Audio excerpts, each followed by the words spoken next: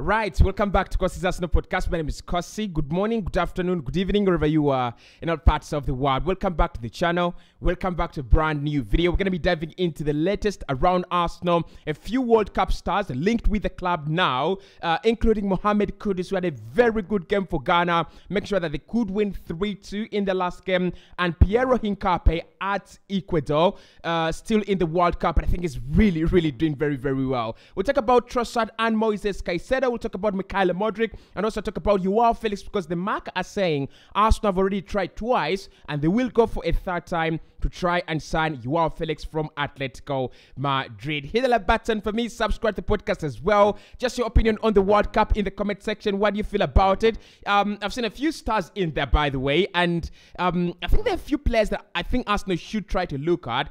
But how impressed have you been with this edition's World Cup? Is it boring? Is it does it lack the goals? Is it too overhyped? I mean, talk to me. What is your general impression on the World Cup? And have you seen some stars that Arsenal could sign as well? Talking about stars Arsenal could sign from the World Cup. This morning, we are linked with Mohamed Kudus, the Ghanaian international playing at Ajax. I think is a star. I think is an absolute star. Now, we are looking for a forward. Of course, someone can play for us on the wings. Kudus is that guy. You know, he was brought in at Ajax to replace Anthony, and I think many of the Ajax fans will feel Kudus is the perfect replacement for Anthony. Now, a couple of clubs are interested in him as well. I've seen Liverpool linked with him. I've seen Man United linked with him, and Arsenal. I think, to be honest, this is more of Arsenal being linked with Kudus because of the good performance he had with Ghana in the World Cup. Not actually because we want him. Although we want a winger, although we want a forward, I think our priorities have actually been set. And I would believe a story linking us to Pulisic to be more true and more credible as compared to a story linking us with Kudus. But is one player outside, very young, very young in his career. He's got the confidence, he's got the ability on the ball. African as well. So look, if he's African, so I would definitely want to have another African in that Arsenal team. But apart from that, he's a teammate to Thomas Partey, so probably that will help with the negotiations as well. But if you've seen Kudus, then you know what I'm talking about. He's a really talented young man. I think Ajax won't be willing to sell in January. They won't be even willing to sell in the summer. It's going to take a year or two for Kudus to get away from Ajax. I'm happy that we are linked with him because he's had a very good, tournament so far. And I wanted to talk about him, but there is no way I would talk about him because I'm not doing World Cup content. So this just gives me a platform to talk about him just slightly, and then we move on. I think he's a good player. He's a very good lad, really talented. But I don't see how Arsenal try to sign him in January, not even in the summer. Now, stories are also coming out that Arsenal do want to focus on a centre-back either in January or in the summer. And Piero Hincapié, playing with Ecuador now at the World Cup in Qatar 2022 and also at Bayer Leverkusen, is one player that has actually been highlighted or pointed out. Now, Piero Hincapié is one of those centre-backs that I think many people actually don't think about, many clubs don't actually look at. And if we went in for him, I think it would be an easier ride to get him other than signing or trying to sign Edmond Tapsoba. I think with Bayer Leverkusen, we know their policy, we know their philosophy. You cannot easily go and get a player from them in January. It doesn't happen like that. It doesn't work like that. If you want a player, then definitely it's going to be in the summer. I mean, I have a question here for you in the comment section. Do you think Arsenal should sign another centre-back in January? Yes, we will have a lot of games, but our squad is kind of unbalanced. I feel like we have more defenders actually. I don't know if it's the security provided by Saliba, White, and Gabriel Magalhaes that makes me feel that we have so many centre-backs. But I feel like we have so many centre-backs and we are lacking in other areas of the pitch like the forward line and midfield as well. Now, Piero Hincapié is not a player I've looked at for a very long period of time. I've seen him play for Ecuador. I've seen him play at Leverkusen just a few times.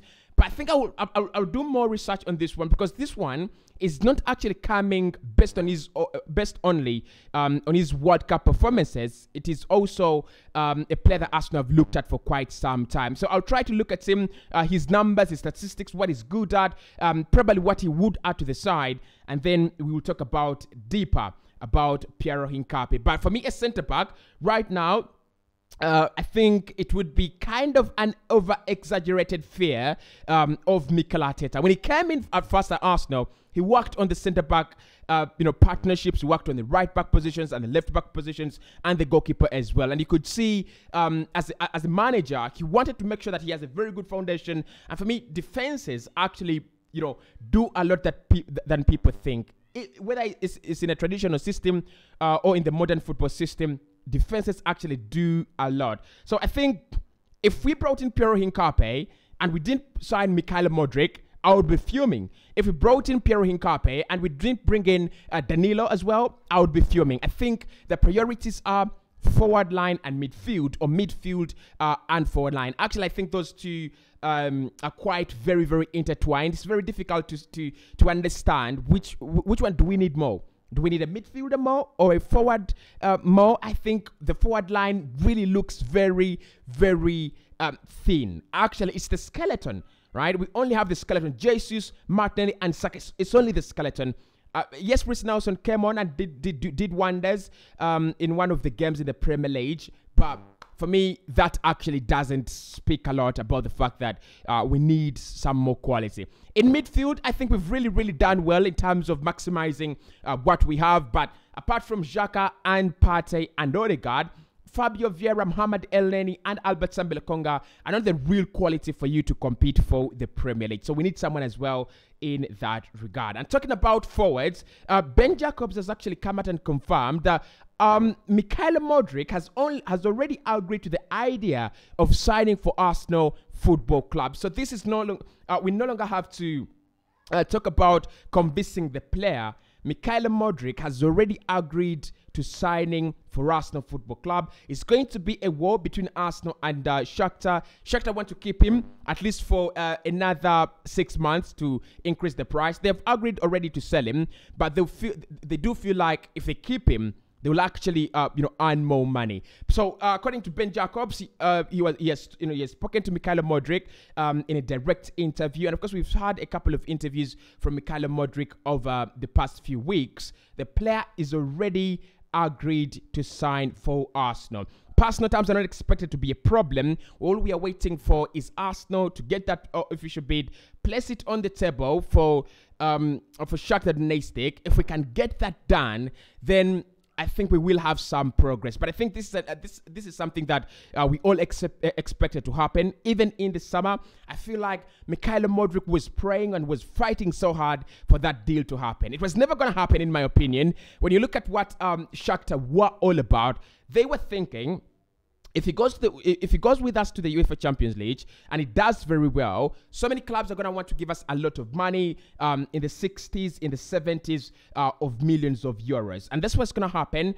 They will wait a little bit, probably mid-January, when Arsenal are slightly desperate, and then we will increase our offer from around 45 to around 55, and that is when they will sell. But the good thing is that we now have the player locked on a move. Actually, Ben Jacobs says now the situation between Arsenal and MYKHALO MUDRYK is very similar to what is happening between Arsenal and Yuri Tillemans. It's about Arsenal bidding, it's about Arsenal making a move, and the player will be theirs. Now, I do not trust Arsenal all the time when it comes to such deals. We always bottle it. You remember last summer, Bat 1, there's a chance for us to sign Houssem Aouar. And I thought for a player that we had wanted badly in 2019-2020, that was a very, very good situation for us to sign him. And Arsenal somehow just said, fuck it. We are not going to sign Houssem Aouar. Yes, he wants to come to the club. Yes, the price has actually been cut. We have no reason to reject the deal, but we will actually not sign him. And when you look at the new role that has been created by Mikel Arteta for Granit Xhaka, that is exactly what Houssem Aouar thrives on. And when I look at that role, I go, what is it trying to do? Right? You wanted Houssem Aouar for that role. You've actually created the role for Granit Xhaka. then why didn't you sign Hausema when you had the chance in 2021? I mean, just doesn't make any sense. But with MYKHALO MUDRYK, let's wait and see if Arsenal will actually work on this one. Now, Leandro Trossard and Moises Caicedo are other players that Arsenal are tracking. Trossard is actually, in particular, a very, very big asset for Brighton, but also one player that really interests Mikel Arteta as well. Moises Caicedo is another player that we understand Arsenal do have interest in, just like Chelsea and a couple of other clubs. I would love Caicedo, honestly. I mean, you think about defensive midfielders that are young, confident, and they will never fail. And mark my words, Moises Caicedo can never fail in international or on an international level. He will never fail unless it's injuries, and he's not that guy that is actually injury prone. Yes, I know players do fall off a cliff in terms of form, performances, and do that, but Moises Caicedo for me is one of the best defensive midfielders under the age of 23. Whatever he does on the ball, whatever he's, he cautiously does everything. He reminds me of N'Golo Kante. He can win the ball back all the time without committing a lot of fouls. And Arsene Wenger has talked about such players in midfield. They win the ball back without committing fouls, without injuring players, without actually giving away silly mistakes and all that. So Moises Caicedo, I think he will go to Chelsea. I want to be very honest with you. With Moises Caicedo, I think he will go to Chelsea. Graham Potter cannot look on as another rival signs one of his projects from Brighton. So I think he will go to Chelsea. I think Potter will try to convince him, probably not in January, probably in the summer. But one deal that I think is doable, even in January, is Trossard. So Arsenal do want a forward.